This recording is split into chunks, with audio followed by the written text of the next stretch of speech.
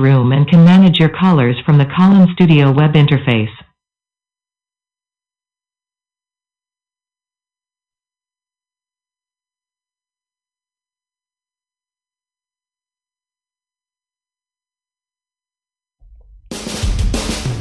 Welcome to Lynn Cullen Live, talk radio without the static. Email your questions and comments to lynn@pghcitypaper.com. And now your host, Lynn Cullen. Hey, I hope you're there. I hope I'm here. I'm doing a little experiment. I'm on a landline again. Let me know if this works. Last time I was on a landline was yesterday, and it all of a sudden just dropped me from my own show. So hang on. If I disappear, hang there, because I'll just call in on my cell. We'll see. Okay. Hello. Welcome. It's May 6th. A few unfinished business things I just wanted to put in there. I was talking yesterday about the upcoming primary election, talking about how important it is. And I mentioned that there is information to be gotten directly from the candidates' own mouths at the League of Women Voters website if you want to actually do some due diligence about the people you're going to be voting for. Wouldn't that be an interesting kind of experiment? And then I failed to give their site. So it is vote411.com. Vote411.com. And there'll be a lot of information, I guess, there. I think that's what it is. Okay, whatever. I wanted to do that because I had gotten distracted.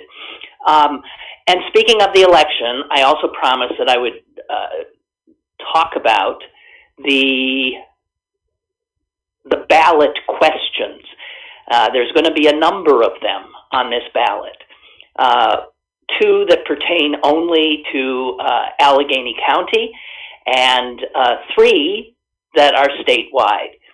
So just giving you a heads up, because two of the three of the statewide ones are a ridiculous power grab by the Republican legislature to diminish the authority of the governor. Now, believe me, they wouldn't be doing this if the governor was a Republican. I don't think, but who knows? So those are questions that ask if the Constitution of the state of Pennsylvania should be changed to increase the power of the General Assembly to unilaterally terminate or extend a disaster emergency declaration, which is, of course, done by the governor. And they actually say in the question, thereby removing, well, never mind. It's all a bunch of gobbledygook. You want to say no. No. Shall the Constitution be amended? No. Because that means that the governor will be able to act, as an executive should be able to, quickly regarding all the state's departments to respond to a crisis for as long as it lasts. This is all a direct result, of course, of the Republicans feeling that the Wolf administration overreacted, overstepped in his response to the pandemic.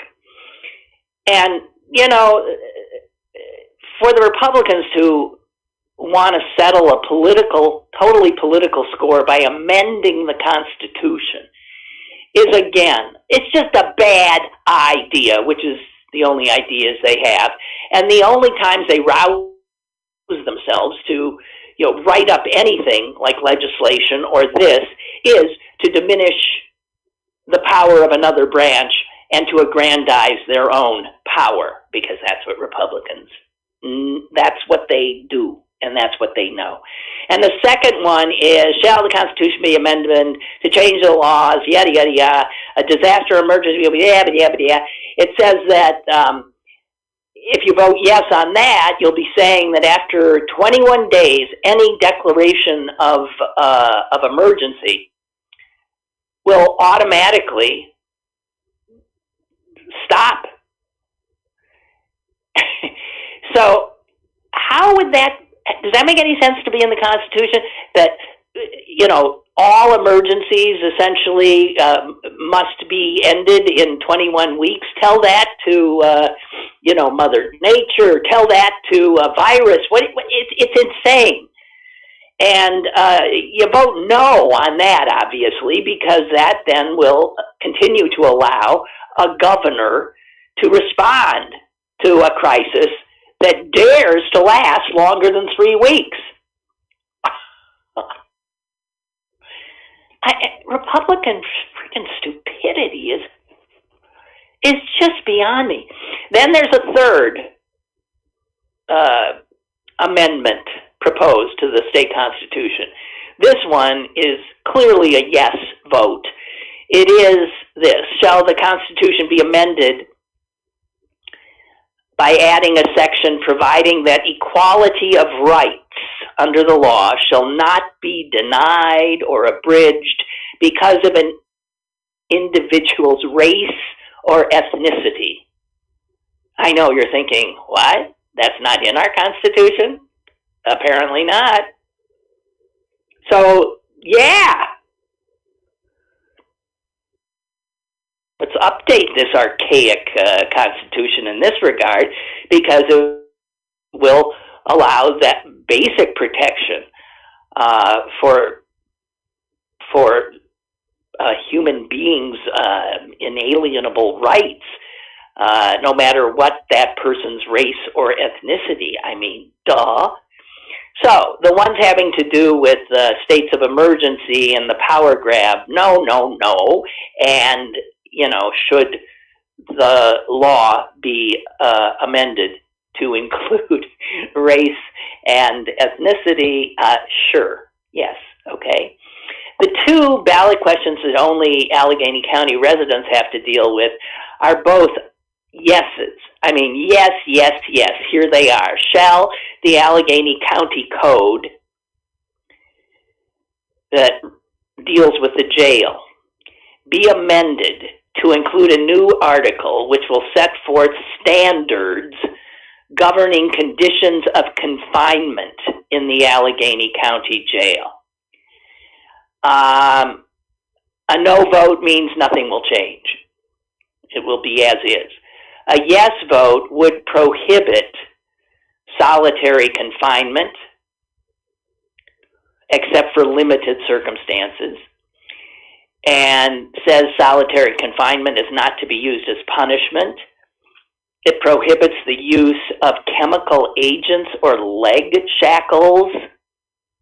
And it also says that the warden shall prepare a monthly report regarding any use of solitary confinement and lockdowns. I think that's such a clear yes.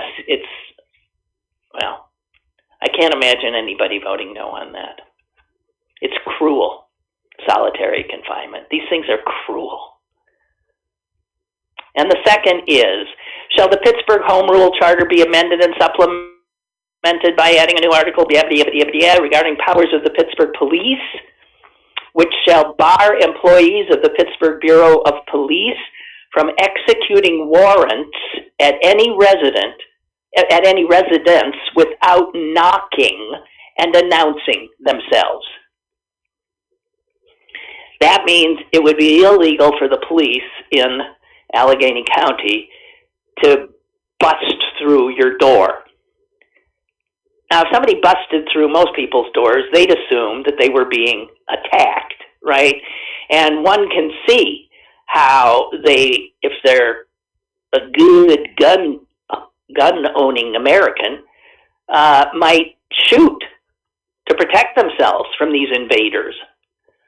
To me, these no-knock warrants are a real danger for the police themselves, because as I said, we're a trigger-happy nation. I think busting in on someone's house would make even somebody who's not trigger-happy grab for a gun if they got one. So anyway, yes, there is no reason for this, this SWAT-like crapola, seen too many movies policing. It's got to get under control, and those are two opportunities that Allegheny County voters have in this primary election, which is just wonderful. Okay? And that's all I want to say about that. Tons of judges. You're probably seeing a lot of signs in people's yards. There's so many names you can't even see straight. I would suggest doing some work. If you get like flyers in the mail, actually look at them, but be skeptical. No, they're all a kind of propaganda.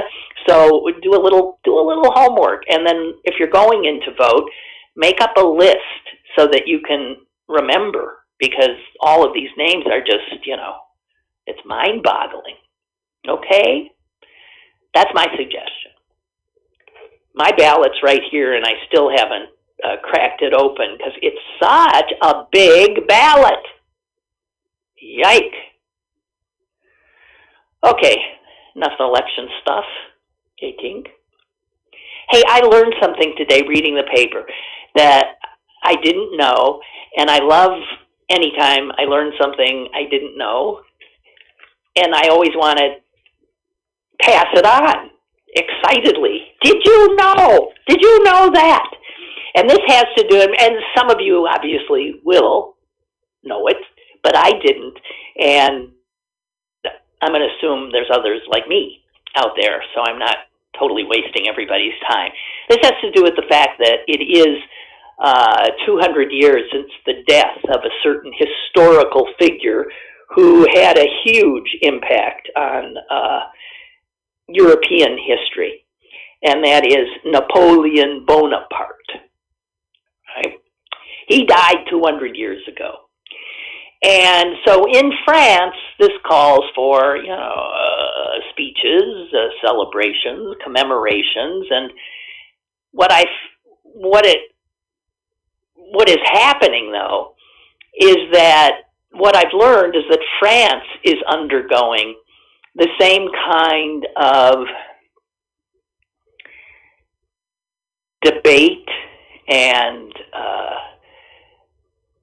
attempt to come to terms with their history, the unpleasant aspects of their history, and Napoleon figures largely in that.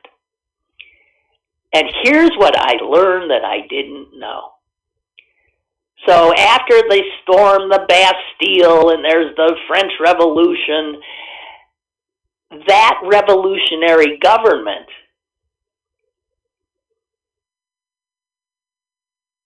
made slavery in France illegal. So not long after our Constitution has been drawn up and ratified, making slavery perfectly fine, the French, who had a revolution just a few decades later, right? They did the exact opposite and made slavery illegal.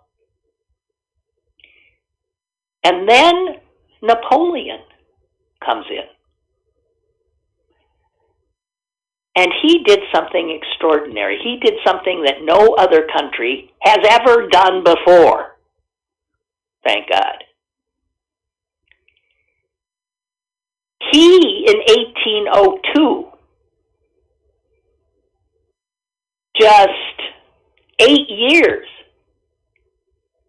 after slavery had been abolished, Napoleon reinstated it. France is the only country to have ever done that, abolished slavery and then thought, oh, you know what, I don't think that was such a good idea, and reinstated it. And that was on Napoleon's watch. and Napoleon championed that.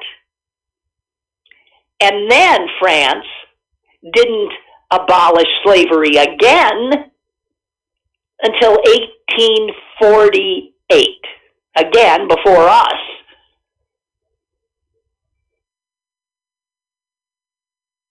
But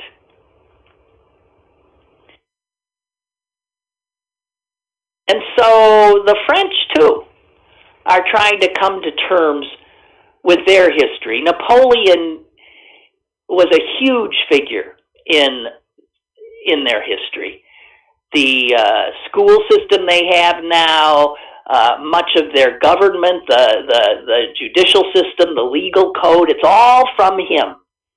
All Napoleonic era, and it's not something that they're ashamed of. They think it's fantastic. So like so many of these world-changing leaders, he was obviously a very complex character. And the current president, Macron, having to navigate this, was rather critical, and more critical than a president has been. He spoke of Napoleon's reinstating slavery as, he used the word faute, which means more than a mistake, more than a mistake. It's closer to, a real moral offense. And he also said this: Napoleon, in his conquests, never really cared about the loss of human life. So many died during his imperialistic wars. And Macron said, since then we have come to place a higher value on human life, whether in wars or pandemics. I don't know if that's true. On the other hand, the person that is going to be challenging Macron in a year's time when he must stand for re-election, the ever-threatening presence of Marine Le Pen, the right-winger. She's got no problems with Napoleon at all, not surprisingly.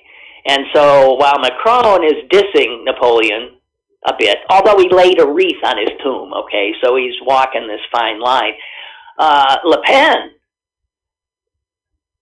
marked the 200th anniversary of Napoleon's death with "Long live the Emperor!" Good God in heaven. And I'll leave you with just one more thing from the French president, Macron, trying to deal with the reality of Napoleon. He said this: eagle and ogre. Napoleon could be at once the soul of the world and the demon of Europe. So there you have it. I thought that was really interesting. I did not know. I knew that the French are, wrestling with their past. Every country should. We, God knows, some of us are. It's a good exercise, and it should be a constant exercise to live in a kind of reality, right? This is where we've come from. This is what we did. This is how we'd like to do better. It's how things move forward. But they don't move forward if you don't acknowledge the reality.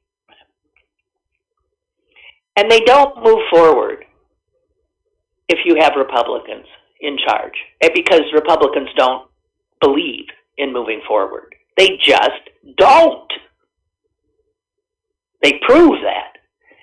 And I'm going to prove it again right now. something that the great state of Texas and its repulsive legislature, the Texas State Senate has just voted along party lines to allow people in Texas to carry a gun without a license, without a safety course, without a background check. So in this time when we are seeing a epidemic of mass shootings and gun violence in this country, Republicans' reaction is more guns. That's been their reaction from day one. Has it made us safer? I'm just asking. 20 years ago, were there as many mass shootings as there are today? I mean, as Republicans continue to push more guns with fewer restrictions, they think that's going to make us safer? It's going to result in a lot more dead people.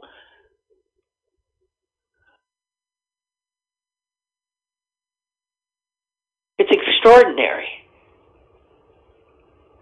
Lieutenant Governor Dan Patrick hailed the passage of the bill as evidence of Texas's strong support for the Second Amendment.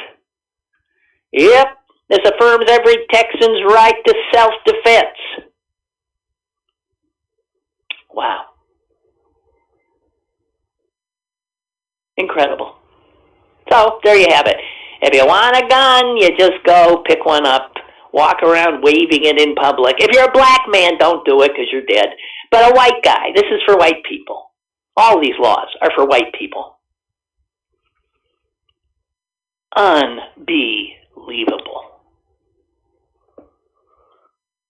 Oh.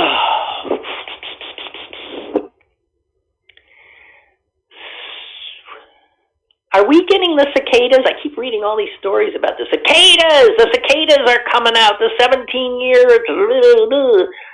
I don't know if that's here.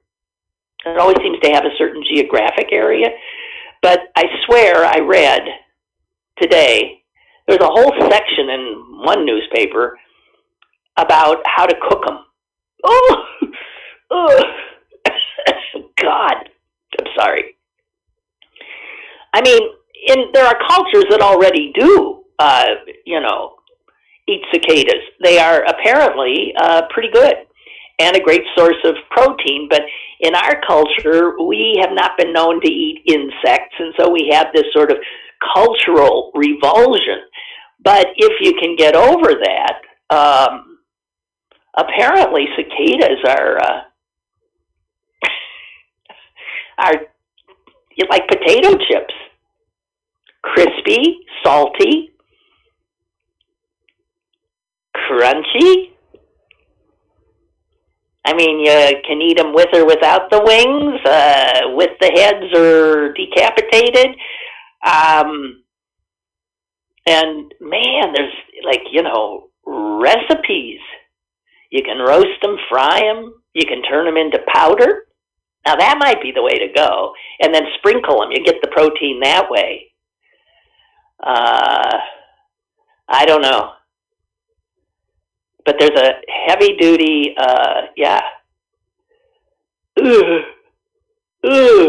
Here's a woman. I have 2 little boys and they really like bugs and insects. I've been slowly getting them very excited about the cicadas coming out. I want them to catch the insects themselves because that'll be fun. And then I'll probably roast them up with a bit of salt, pepper, maybe some chili, make some eggs, grab some tortillas, make some cicada breakfast tacos. You can also saute them in butter with garlic. You can marinate them, you can roast them, you can toast them. You can dip them in chocolate. And there are whole books written. Cicadelicious. That's a cookbook on how to eat cicadas. So there you have it. I wish I weren't so squeamish. I mean, I'm squeamish around insects in general. I don't like to kill them because I'm squeamish. I'm in awe of them the more I learn about them. But I do have, I think a very common human reaction of because they don't look like us. It's like my brother, who is now full-on vegetarian, will not eat, and this all has to do because of his love of animals. He was always a serious carnivore, but as he aged, he just couldn't anymore live with the reality that he was eating a creature that if he saw before it turned into meat on his plate, he would want to hug or pet or play with or, marvel at, and he just couldn't bear eating them anymore. But he hasn't widened the net, pardon the pun, to fish. So he's eating lots of fish. And he knows full well that the reason he's still eating fish is because they're not mammals like him. And it's the mammals he can't eat. It's just too close to home. He understands that they have emotions and they have souls, and he can't. Fish, he's not so sure. But of course, that's bull. And I told him that's bull. I said, and if you really sort of continue, and I can see why people end up not being able to eat anything, because now we know that plants have feelings, and we don't even comprehend what's going on in a plant. Should you eat a plant? But at some point, you got to eat something. I don't know, and I feel bad that obviously I don't have. I'm more of a carnivore than my brother. I have the same love of animals, but obviously I don't, because I can sort of shut the animals out of my conscious mind when I'm craving a steak. It's true I don't do veal because I just don't. If you ever read about how these animals are treated and how it is hard. And I think vegetarianism will be the norm in another generation or two. Climate change will drive that and our response to that. So you carnivores, get it in while you can.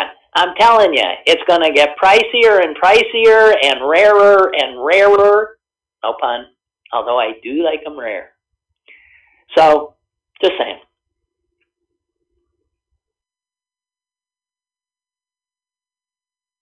Liz Cheney, who's about to be exiled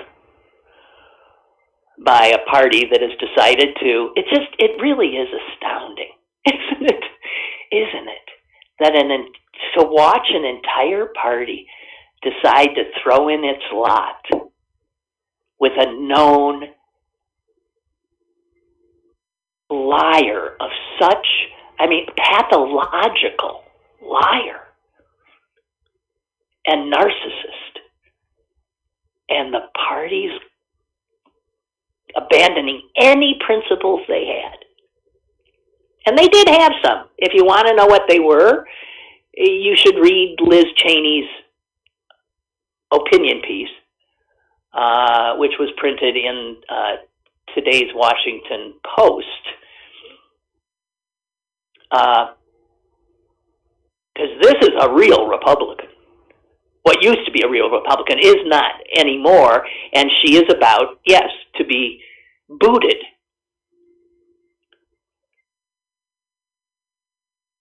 she makes very clear that Donald Trump is a clear and present danger to our democracy. If you haven't read it, I'll read the first little bit, okay? In public statements again this week, former President Donald Trump repeated his claims that the 2020 election was a fraud and was stolen. His message was, I am still the rightful president, and President Biden is illegitimate. Trump repeats these words now with full knowledge that exactly this type of language provoked violence on January 6th.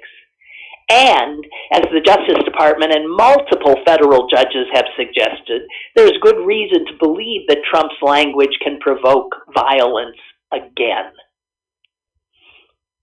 Trump is seeking to unravel critical elements of our constitutional structure that make democracy work.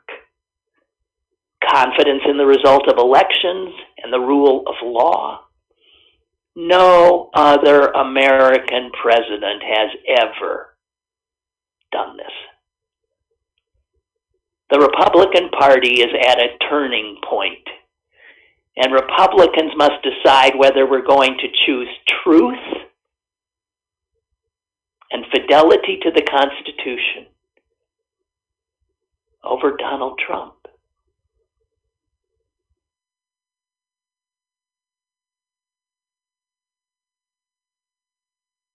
She says, I am a conservative Republican, and the most conservative of conservative values is reverence for the rule of law.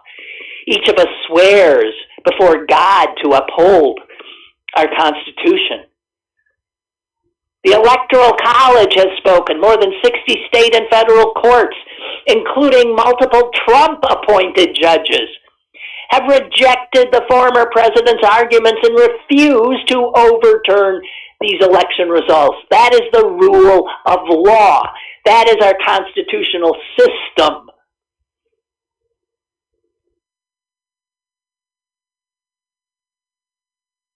And then, she goes on to speak to her fellow Republicans. Is this the way you want to go?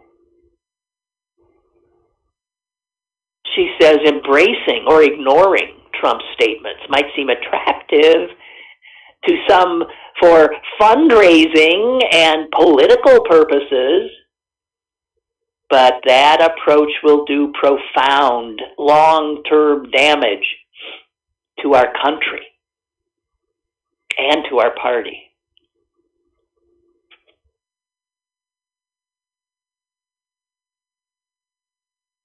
So she goes on. This is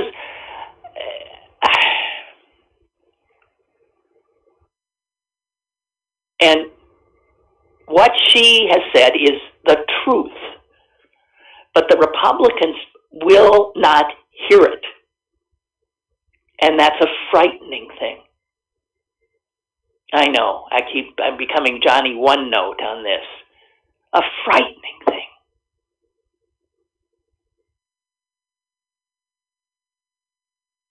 She goes on to say there has to be a full accounting of what happened January 6th.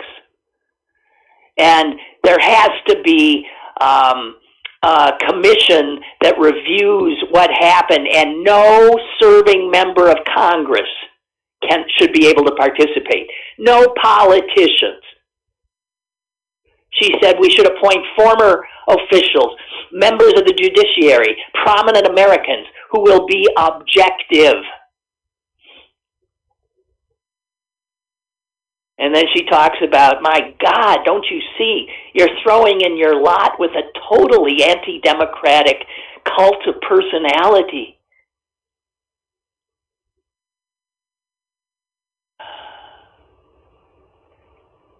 History is watching, says Liz Cheney. Our children are watching. We must be brave enough to defend the basic principles that underpin and protect our democratic process. I am committed to doing that, no matter what the short-term political consequences might be. Well, she knows what they might be. She's she's toast. I guess it's conceivable that the voters in her district will reelect her, although there'll be an all-out effort on the part of Trump to not let that happen. But she is about to lose her leadership position to a full-on Trumpian. Unbelievable. Or not. Her article does, by the way, take some shots at Democrats. And the shot she takes, and it shows in a way, I think, how vulnerable we are to this part of the Democratic agenda. And she says this: there is much at stake now, including the ridiculous wokeness of our political rivals. Okay.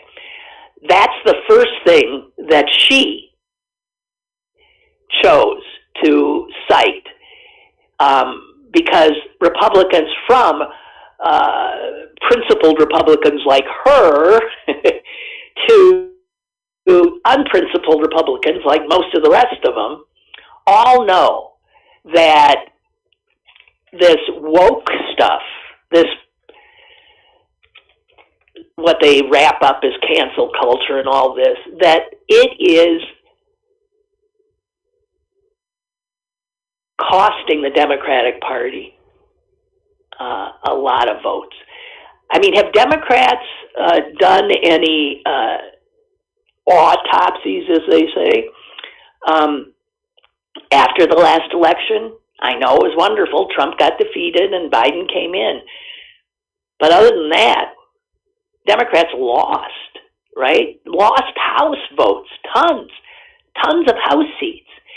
And in those smaller districts, the House seats, one of the ways we lose voters is we lose those moderates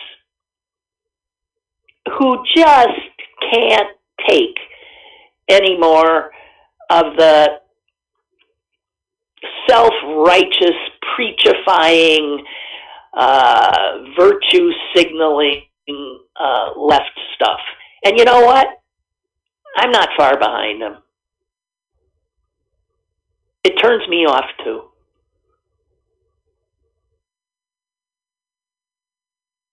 There was an interesting thing in a part of the Sunday New York Times I like. It's a column called Social Cues, and the guy who writes it is just, I think, really smart, good person. He's gay. He's definitely progressive. But people send in, problems. And what should I do? And one of the letters this last Sunday I thought was really interesting, because it was from somebody who said that he works at a company that now asks all of its employees in their email signatures to put down their preferred pronouns. I mean, you're getting a lot of stuff like that. I know I do. So it says your name, your email, maybe your whatever other accounts, and then it says preferred pronouns, and then you get to put down, they, them, he, she. Oh, you wouldn't put he, she. Well, maybe you could. On Mondays, I'm he. On Tuesdays, I'm she. I don't know. But that. And I must say that when that started up, my reaction, maybe because of my age, was sort of to groan. Oh, God. Okay, fine. So this guy writes a letter to the New York Times saying, this is what my company is doing, and he says, I'm in sales, and I send out hundreds of outreach emails every week, and today, somebody I thought was going to be a potential customer emailed me back saying, not interested. And when the guy approached him and said, why? He said, I'm turned off by this unnecessary pronoun thing. So that is a customer that was lost to the business who had that reaction of, oh, come on. And that guy will go to somebody who sends him a sales pitch that doesn't have my personal pronouns are. Okay, so he writes this letter. And he says, this makes me wonder about the risks and rewards of my company's policy. My email signature isn't going to suddenly make someone more welcome to non-binary people, but others may be turned off by it. And I don't think leaving off my pronouns would offend anyone. Am I wrong? Is his question. And the guy who's so smart answers it in a way that blew me away, something I had never thought of. I didn't even follow it at first. He said this, you and I have different concerns about your firm's policy here. For cisgender people, like I think most people, whose gender identity matches the sex they were assigned at birth, he says there's practically no cost to including pronouns. And I'm thinking, when I read that, I thought, what do you mean no cost? Who's it? Well, I mean, I didn't even understand what he said.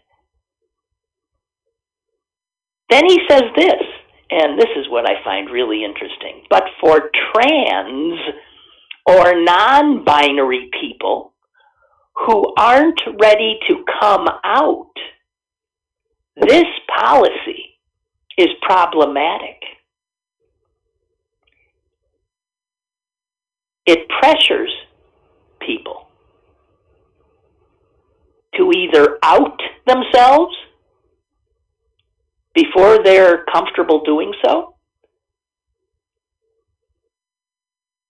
or to lie. Now, had you, okay, so here, the wokeness crowd, I would think they're the ones pushing this, and you should have your preferred pronouns under your name. And this smart guy says, hey, guess who you're potentially putting in an untenable position with that? Not the cisgendered people. They'll say, well, come on, obviously my pronoun's she, her, whatever. But to the person who, in fact, this is supposed to be what, helping? It might help some, but then there's others. It's a company policy that literally forces people to state what their gender identification is, which is the most personal thing imaginable. Why should a company do that? Have a policy like that?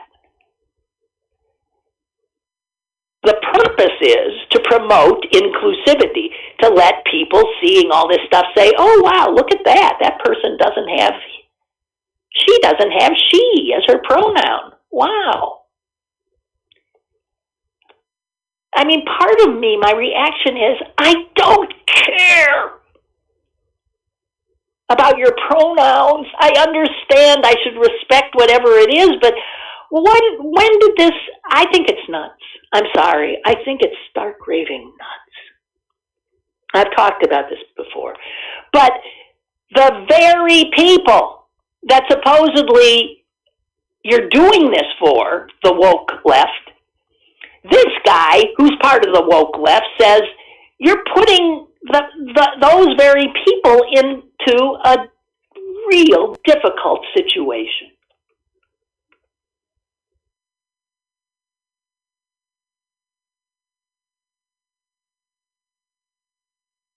Just saying.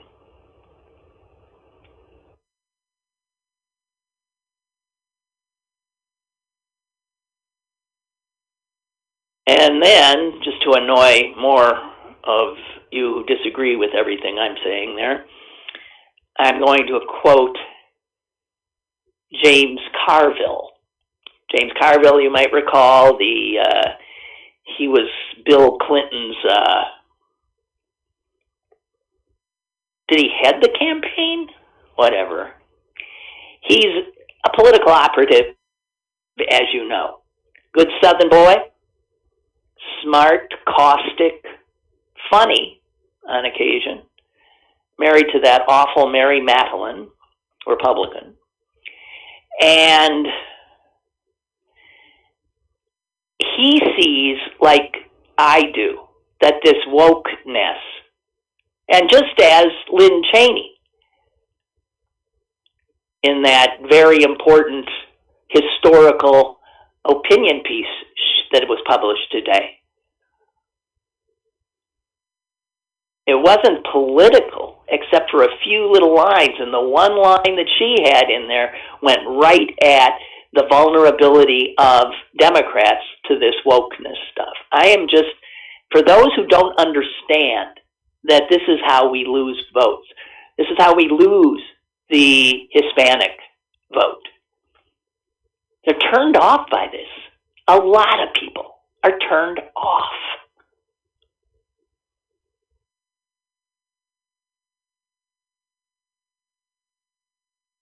James Carville says, wokeness is a problem, and everyone knows it.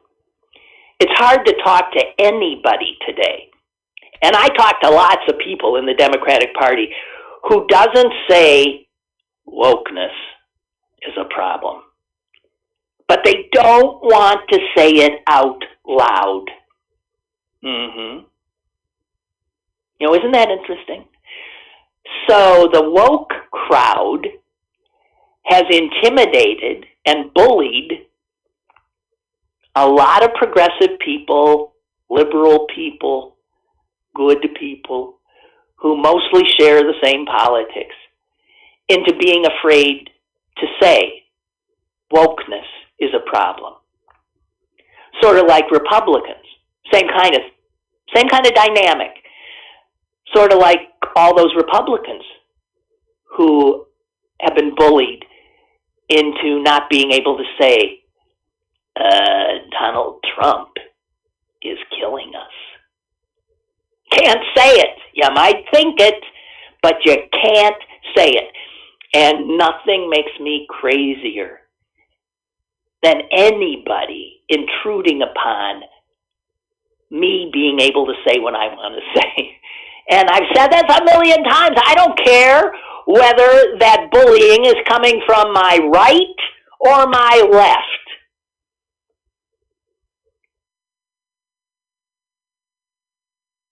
Back to Carville.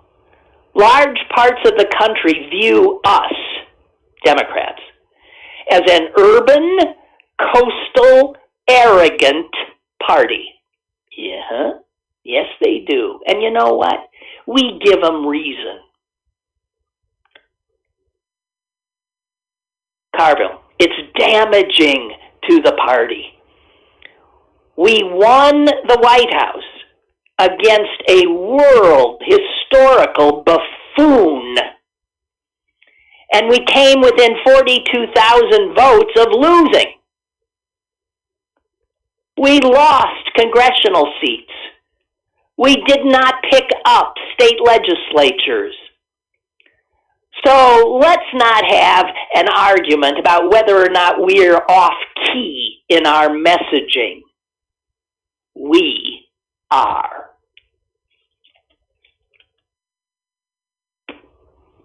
Just saying.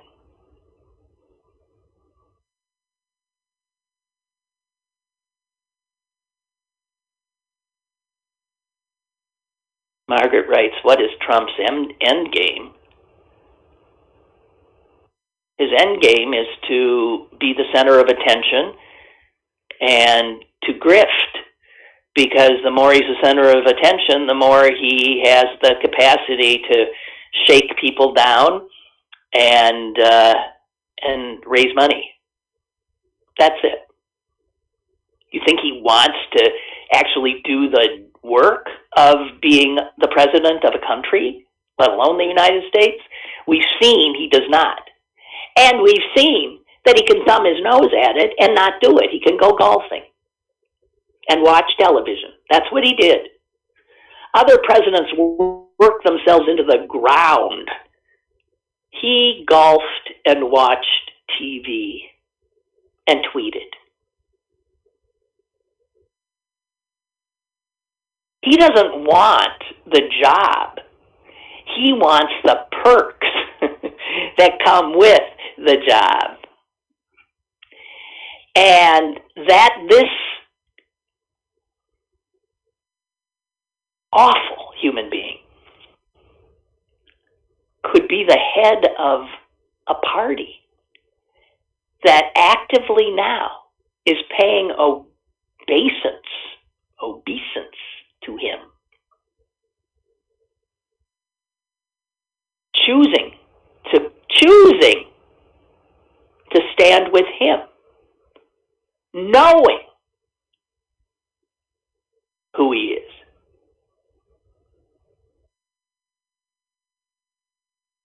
Incredible. Saw a bumper sticker yesterday that I hadn't seen before. Forgive me if you have. Seems like an obvious one, but I hadn't seen it and it did make me laugh. Elect a clown, expect a circus.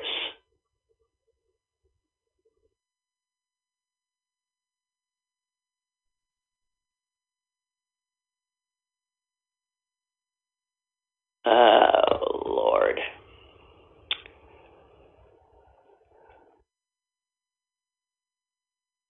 Hang on.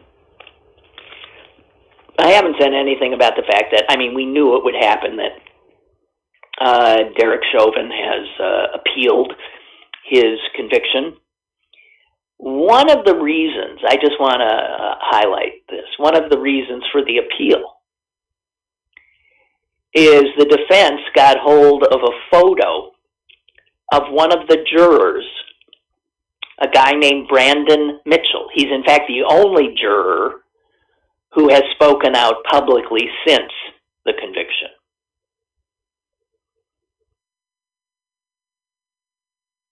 And the photo shows Brandon Mitchell, who is a black man,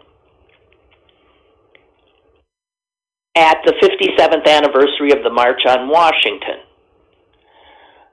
That's, of course, the I Have a Dream march, when Dr. King made that stirring speech.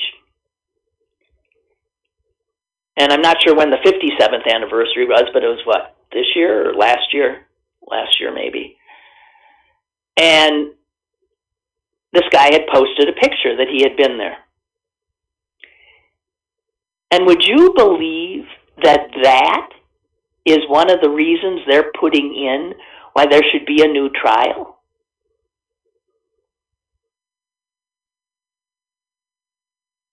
This juror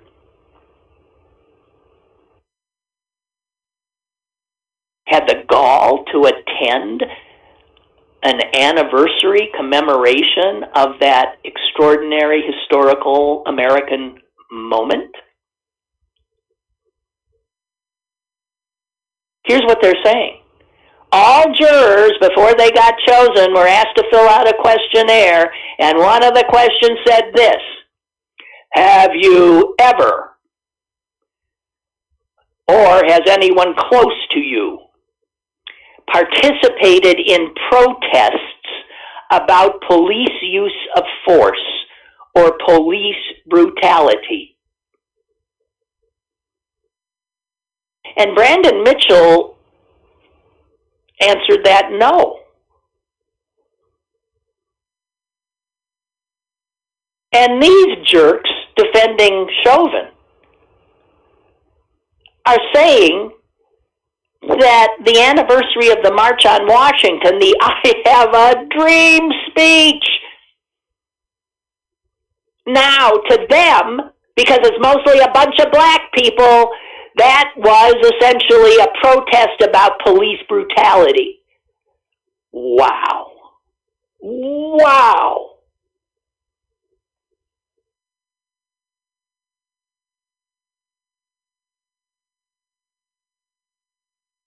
When this same juror had been asked about what he thought about Black Lives Matter, he simply said, I see it as a statement of fact. Great answer.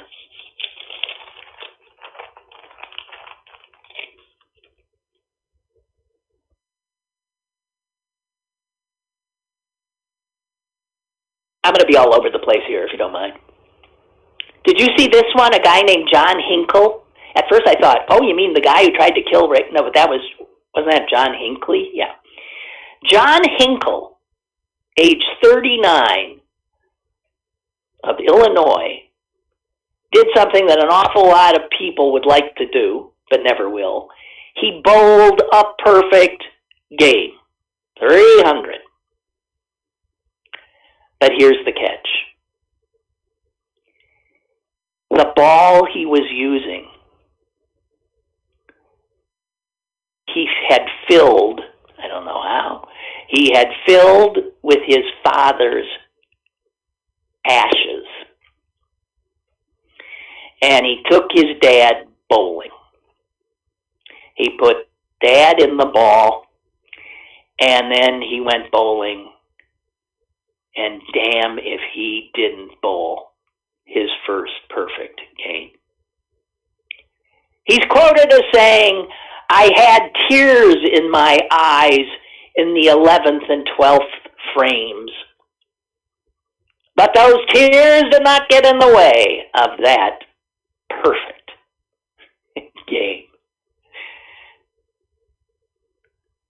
How do you put ashes in a bowling ball? Through the whole finger holes? It doesn't matter. It does raise questions in my head, but they're probably of no concern. Also, an interesting piece, I think this was in the New York Times today, about one of the things, there's all these stories now cropping up of now that we're coming out back slowly into our normal lives, what things will you keep doing that you started doing because of the pandemic, and what things will you eagerly return to that you haven't been able to do, blah, blah, blah. Well, this story is about a change that a lot of people made during the pandemic. Not me, but a lot.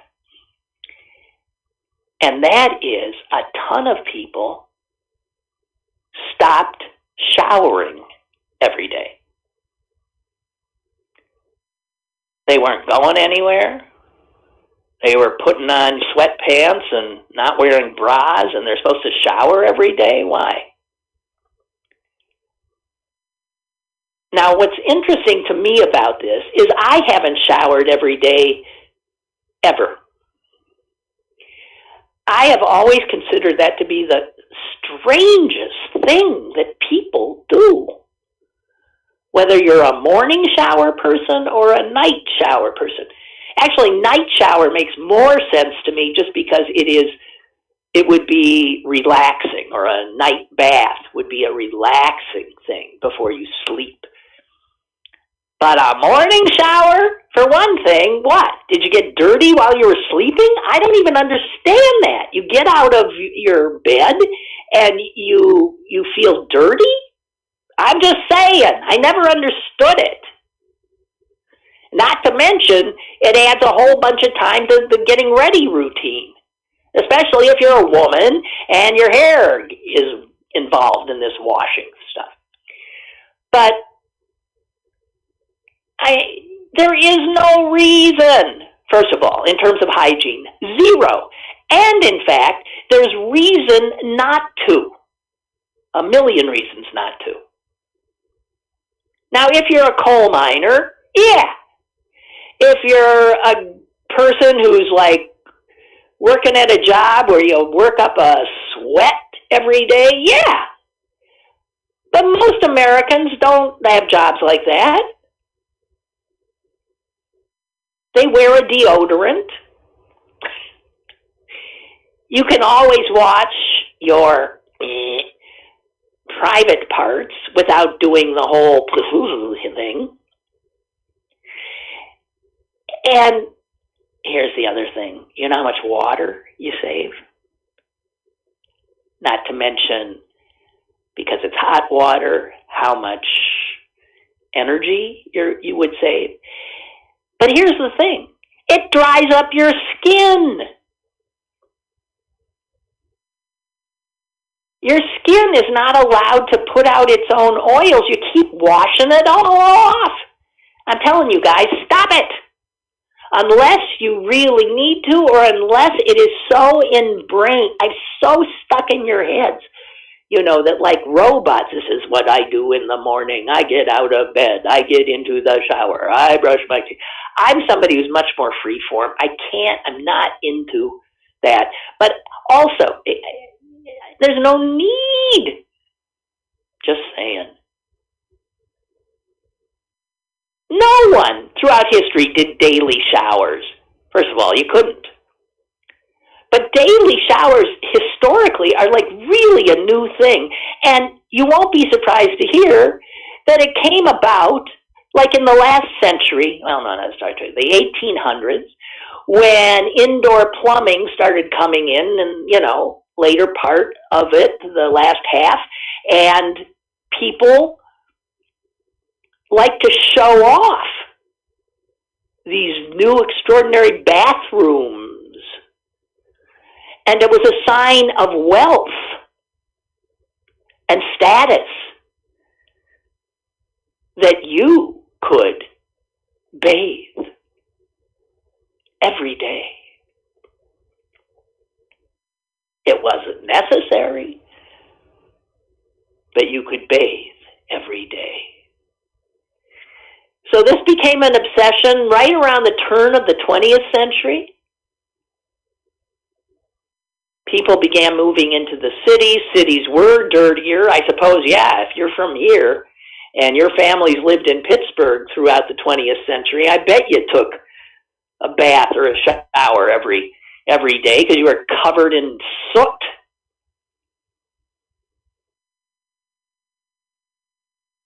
But mostly it was a signifier of wealth if you bathed every day. The reality is, if you don't bathe every day, your skin will thank you, your hair will thank you, the environment will thank you. Just saying, there is no reason to.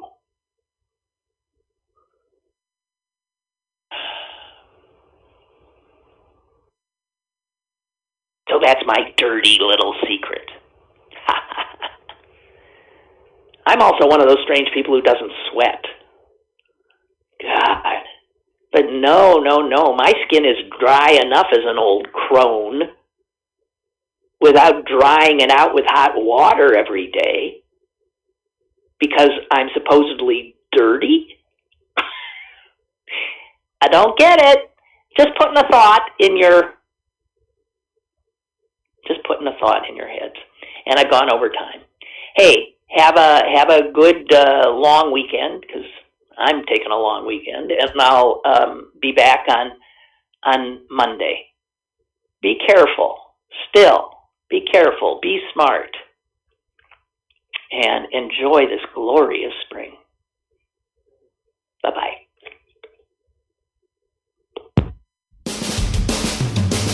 Lynn Cullen Live, Monday through Friday from 10 a.m. to 11 a.m. and archived at pghcitypaper.com. The opinions expressed on Lynn Cullen Live are those of the host and do not necessarily reflect the viewpoints of Pittsburgh City Paper or its advertisers.